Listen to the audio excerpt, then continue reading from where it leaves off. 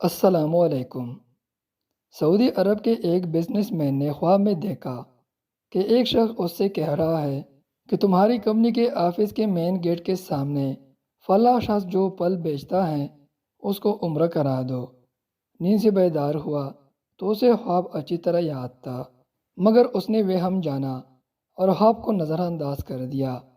3 دن مسلسل ایک ہی خواب نظر آنے کے بعد وہ شخص اپنے علاقے کے جامع مسجد کے امام کے پاس گیا اور اسے خواب سنایا۔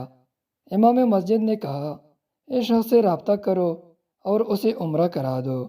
اگلے روز اس شخص نے اپنے اس کمپنی کے ایک ملازم سے اس پھل فروش کا نمبر معلوم کرنے کو کہا۔ بزنس مین نے فون پر اسے پھل فروش سے رابطہ کیا اور کہا کہ مجھے خواب میں کہا گیا ہے کہ میں تمہیں عمرہ کراؤں، لہٰذا میں اس نیک کام کی تکمیل کرنا چاہتا ہوں۔ پھل فروش زور سے ہنسا اور کہنے لگا، کیا بات کرتے ہو بھائی، میں نے تو فرض نماز ادا نہیں کی اور بعض اوقات شراب بھی پیتا ہوں، تم کہتے ہو کہ تم مجھے عمرہ کروانا چاہتے ہو۔ بزنس مین اصرار کرنے لگا، اسے سمجھایا کہ میری بھائی میں تمہارے عمرہ کروانا چاہتا ہوں، اسے سمجھایا کہ میرے بھائی میں تمہیں عمرہ کروانا چاہتا ہوں، سارا خرچ میرا ہوگا۔ خاص ہی بحث کے بعد آدمی اس شرط پر رضامند ہوا کہ ٹھیک ہے، میں تمہارے ساتھ عمرہ کروں گا، مگر تم مجھے واپس ریاض میرے گھر لے کر آؤ گے اور تمام تر اخراجات تمہاری ہی ذمہ ہوگی۔ وقت مقرر پر جب وہ ایک دوسرے کو ملے تو بزنس مین نے دیکھا کہ واقعی وہ شکل و صورت سے کوئی اچھا انسان نہیں دکھائی دیتا تھا۔ اس کے چہرے سے عیاں تھا کہ وہ شرابی ہے اور نماز کم ہی پڑھتا ہے۔ اسے بڑا تعجب ہوا کہ یہ وہ شخص ہے جسے عمرہ کرنے کے لیے خواب میں 3 مرتبہ کہا گیا۔ دونوں مکہ مکرمہ عمرہ کے لیے روانہ ہو گئے۔ میقات پر پہنچے تو انہوں نے غسل کر کے احرام باندھا اور حرم شریف کی طرف روانہ ہوئے۔ انہوں نے بیت اللہ کا طواف کیا، مقام ابراہیم پر 2 رکعت نماز ادا کی، صفا و عمرہ کے درمیان سعی کی، اپنے سروں کو منڈوایا اور اسی طرح عمرہ مکمل ہو گیا۔ اب انہوں نے واپس کی تیاری شروع کر دی۔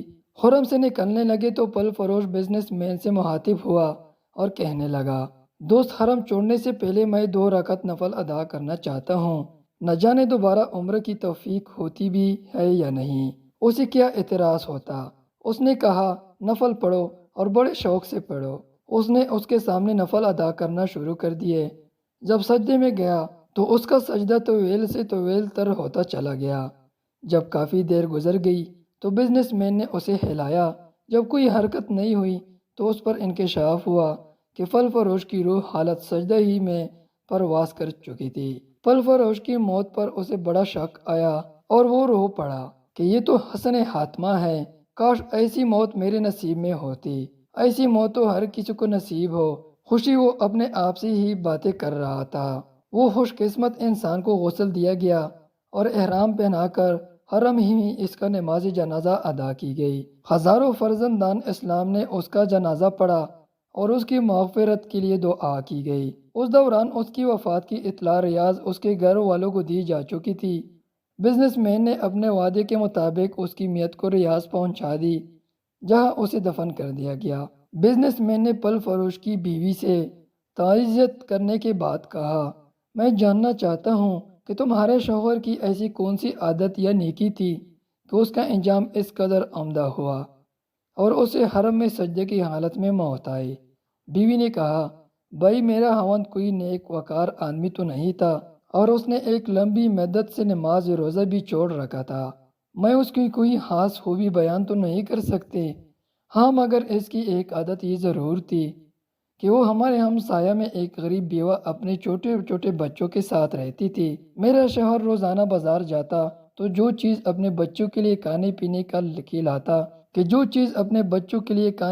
کی لاتا وہ اس بیوہ اور اس کی یتیم بچوں کے لیے بھی لے آتا اور اس کے دروازے پر رکھ کر اسے آواز دیتا کہ اے بہن، میں نے کھانا باہر رکھ دیا ہے، اسے اٹھا لو۔ یہ بیوہ عورت کھانا اٹھاتی اور آسمان کی جانب سر اٹھا کر دیکھتی اور کہتی، اے اللہ رب العزت، آج پھر اس شخص نے میرے بھوکے بچوں کو کھانا کھلایا، اے رب العزت اس کا خاتمہ ایمان پر فرما۔